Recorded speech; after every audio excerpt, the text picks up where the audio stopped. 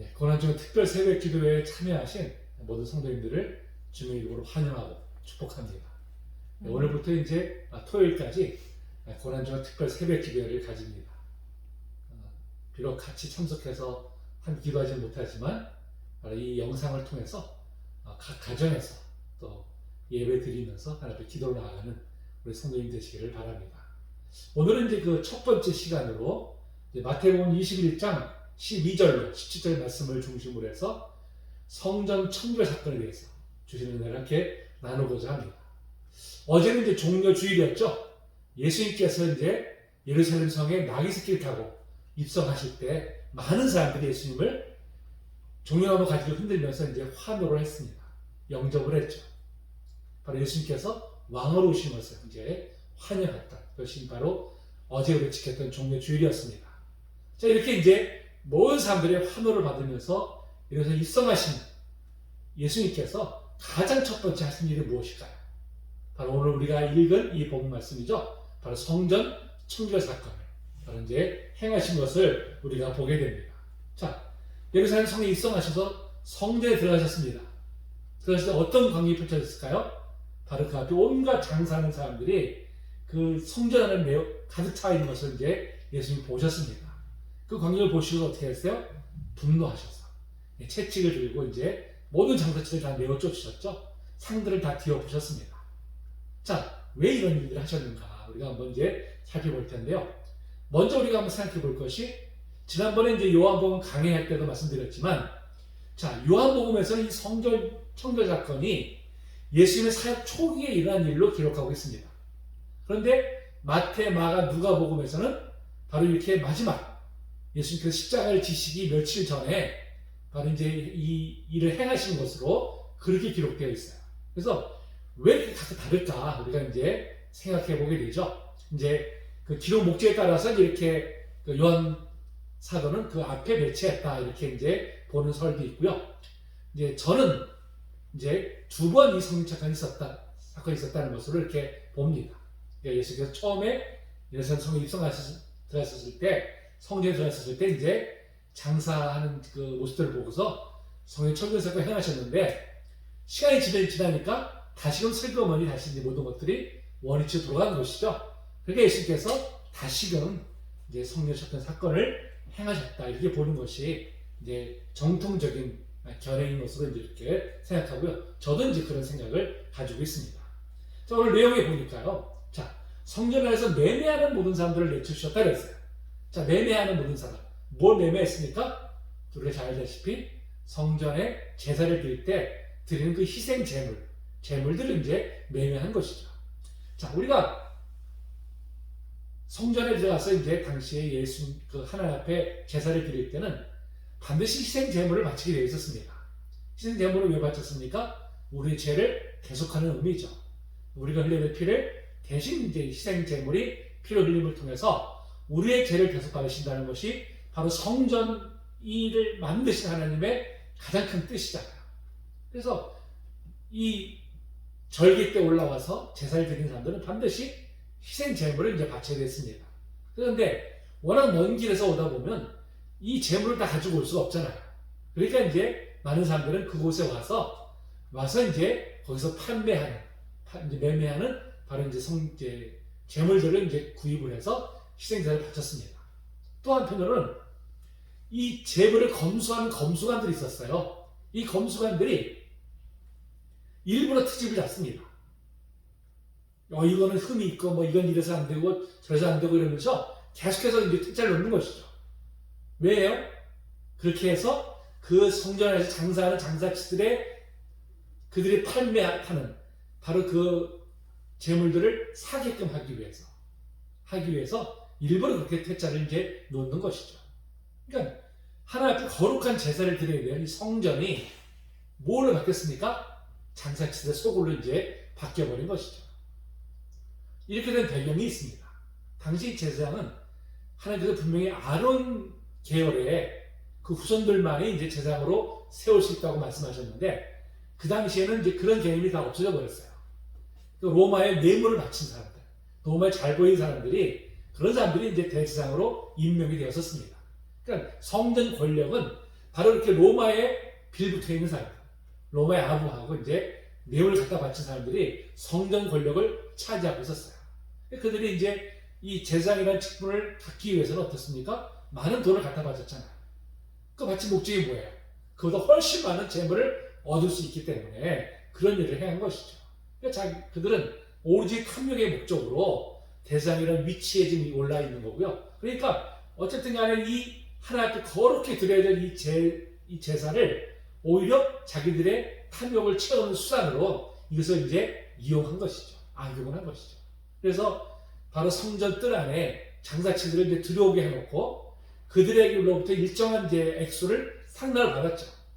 상납을 받고서 그들이 마음껏 그곳에서 이제 폭리를 취하도록 그렇게 이제 그들에게 용납을 한 것입니다.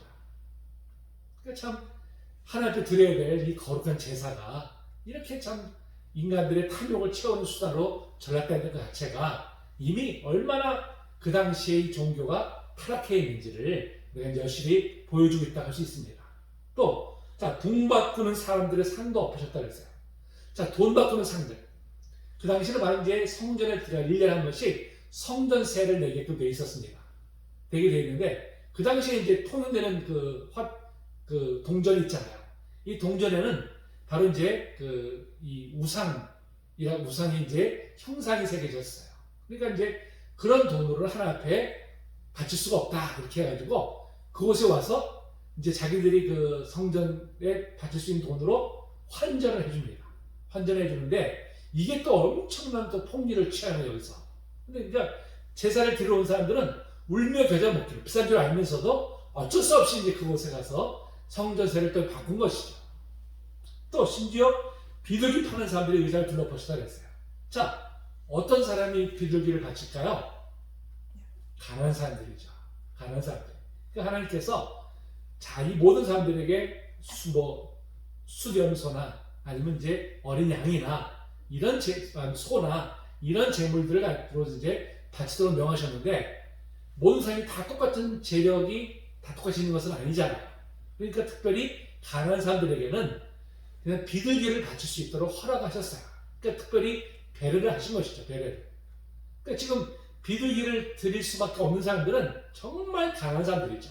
가난하지만 그래도 하나님 앞에 드리고자 하는 정말 아름다운 마음을 가지고 그 먼 곳에서 이거 올라와서 이제 재물을 드리려고 하는데 그것조차도 어떻게 했어요?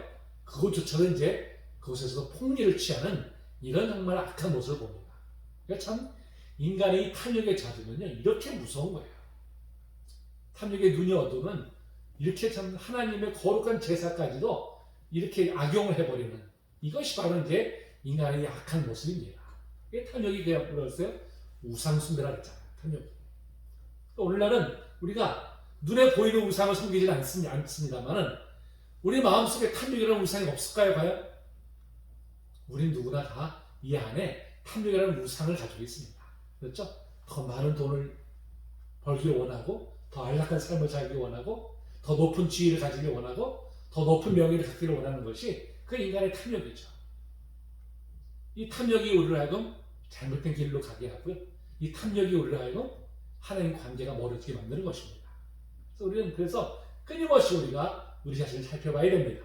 우리 안에 탐욕 우상이 자리 잡고 있는지 아닌지를 우리가 이제 봐야 되는 것이죠. 자, 이렇게 바로 이런 장사치들을 보고서 예수님께서 어떻게 했어요? 경노하셨어요. 분노하셨습니다. 그리고서 이제 채찍을 들어서 그들을 쫓아내시고 상을 다 둘러엎으시는 너무나 과격한 행동하셨어요. 아니, 그렇게 온순하신 분이, 그렇게 온유하고 정말 겸손하신 분이 어떻게 이러한 과격한 행동을 할 수 있을까요? 어떻게? 네, 그렇죠. 바로 거룩한 분노를 내신 것이죠. 평상시에는 정말 온유하시지만 하나님의 이름이 더럽혀지는 것, 하나님의 영광을 짓밟는 바로 그런 행위에 대해서는 도저히 예수님께서 어떻게 해요? 참으실 수가 없는 것이죠. 그래서 거룩한 분노를 이제 내신 것입니다. 자, 그래서 뭐라고 말씀하셨어요? 13절에 보니까 자, 그들이 이르시되 기록된 바 내 집은 기도하는 집이라 일컬을 받으라 하였거늘. 자, 내 집은 기도하는 집이라 일컬을 받는다는 것은 바로 이사야서 56장 7절 말씀을 인용한 것입니다. 자, 내가 그들을 나의 성산으로 인도하여 기도하는 내 집에서 그들을 기쁘게 할 것이며 그들의 번제와 희생을 나의 제단에서 기꺼이 받게 되리니 이는 내 집은 만민이 기도하는 집이라 일컬음이 될 것입니다. 자, 내 집이 어디예요? 성전이죠, 성전.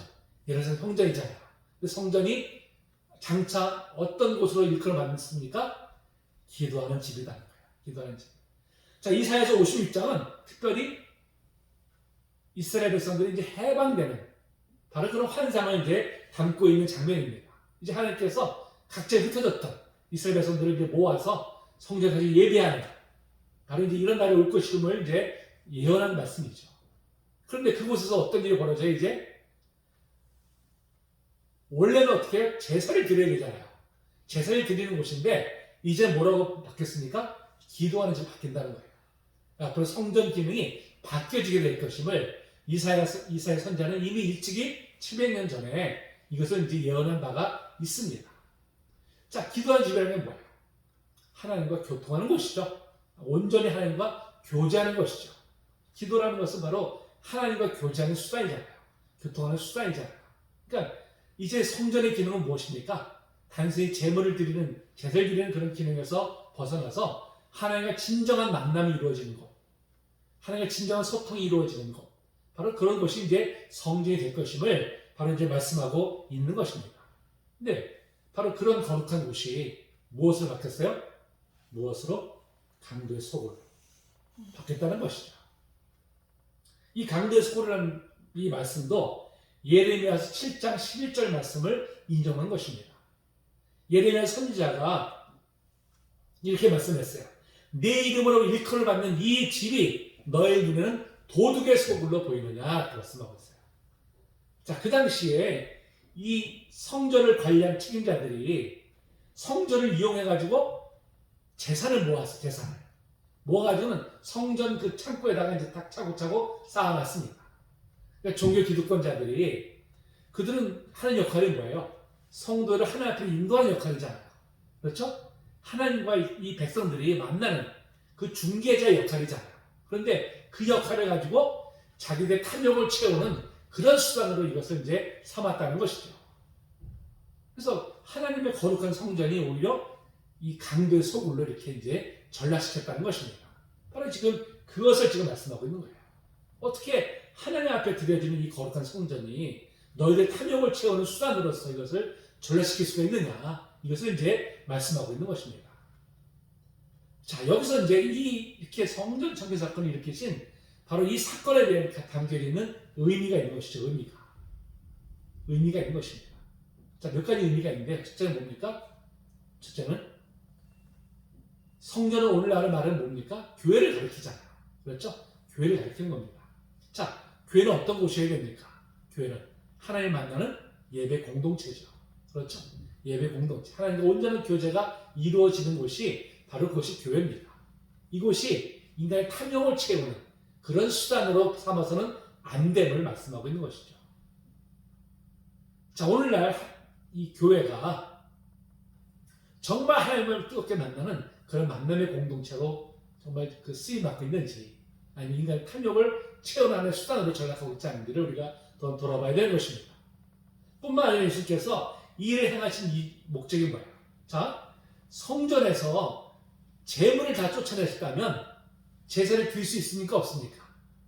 제사를 드릴 수가 없게 되잖아요. 이게 뭘 말하는 거예요? 이제는 예수 그리스도께서 십자가에서 죽으시고 부활하심을 통해서 이제는 성전의 그 기능, 가장 중요한 기능인 제사 기능이 이제는 뭐예요? 종식되었다는 것을 이 사건을 통해서 보여주고 계시는 거예요. 더 이상 이제 눈에 보여지는 성전에서 그 제사를 통해서 하나님 앞에 제사 받는 것이 아니라 바로 예수 그리스도의 십자가의 죽으심과 부활을 통해서 이제 그것을 믿는 사람들은 누구나 성전을 통한 것이 아니라 직접 앞에 나아가서 제사를 받을 수 있는 그런 길이 열려지게 됨을 바로 이 성전 청결 사건을 통해서 이것을 이제 분명히 보여주고 계시는 거예요. 그다음에 무엇보다도 교회는 이제 뭐예요? 만민이 기도하는 집이죠. 만민이 기도하는 집. 누구나 다 와서 이곳에 와서 하나님과 깊은 대화를 나누는, 깊은 교제를 나누는 바로 이제 그런 공동체가 되어야 한다는 것입니다. 누구에게도 차별이 있어서는 안 됨을 바로 이제 이 사건을 통해서 우리에게 교훈해 주고 계십니다. 자, 그리고 이제 14절에 보니까 뭐 하셨어요? 맹인과 저는 자들이 성령에서 예수께 나아오매 고쳐주시니 그랬습니다. 예수님께서 특별히 예수님이 관심이 어디 있습니까? 강한 자들이죠. 병든 자들이죠. 사회로부터 소외된 자들이에요.